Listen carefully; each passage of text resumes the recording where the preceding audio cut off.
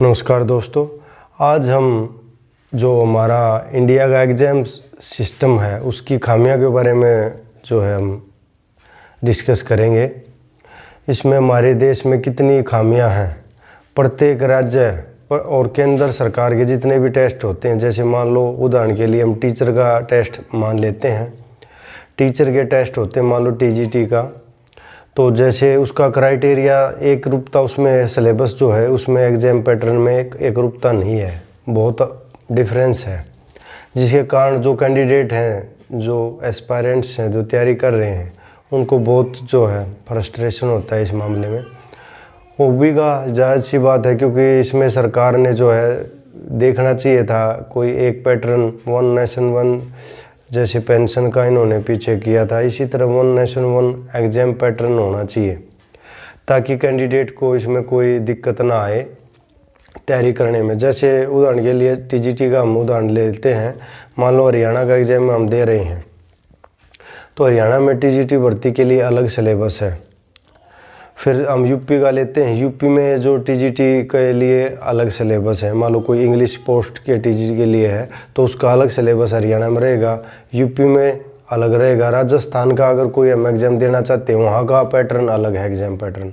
Centre के हैं, NVS है, केवीएस है, इनका अलग पैटर्न है।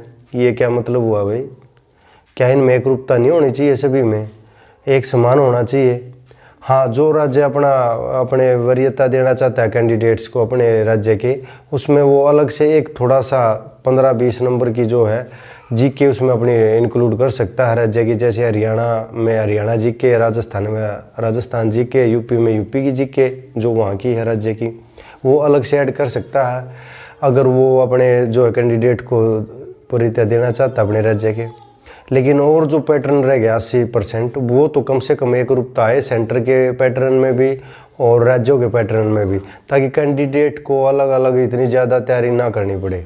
क्योंकि हमने देखा बहुत से टेस्ट भी दिए हैं, एनवीएस का नवोदय विद्यालय का अलग सिलेबस होता है, उसमें अलग पैटर्न आता है सिलेबस में। इंग्लिश का मान लो इंग्लिश टीजीटी इंग्लिश के लिए हम अप्लाई कर रहे हैं, तो उसमें कुछ उसकी लिटरेचर होता है, कुछ ग्रामर होती है, कुछ सब्जेक्ट से रिलेटेड होता है। लेकिन केवीएस में अलग, उसमें करंट जीके और पता नहीं क्या क्या। इसी तरह हरियाणा में वो कहीं अभी पीछे रिसेंटली जो अभी हुई है भर्ती टीजीटी वाली, उसमें देखो कितने बुरा हाल है। ओ वाह, इसमें देखो उसमें नया सिलेबस दिया 20 दिन पहले, 20 दिन बाद वो जो है उन्होंने एग्ज़ाम ले लिया। या कोई मतलब थोड़ा ही होता है भाई, कम से कम नया सिलेबस आप पूरा का पूरा चेंज कर रहे हो, उसको कम से कम 2 से 3 महीने का समय तो दो बच्चों को, ताकि तैयारी कर सके अच्छे ढंग से।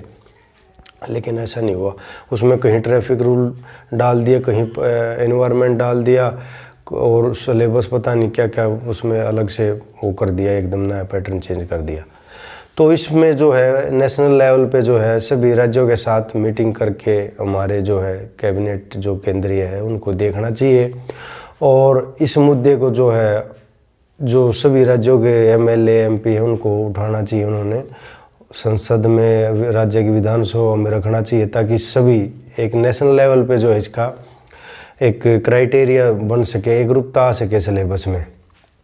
तो इसमें जो है मैंने इतना ही कहना था, और आशा है जल्द से जल्द इसमें सरकार जो है मैटर को सीरियसली देखेगी और एक रूपता जो है एग्ज़ाम पैटर्न में सभी भर्तियों के में लाएगी।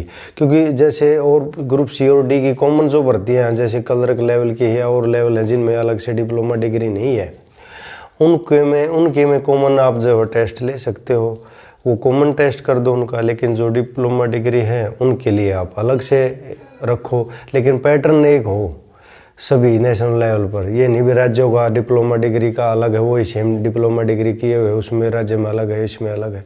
तो टोटल मिला के सभी तरह का एक अच्छे ढंग से समिति गठित की जाए और इसमें जो है सुधार किया जाए सरकार के द्वारा जल्द से जल्द। धन्यवाद।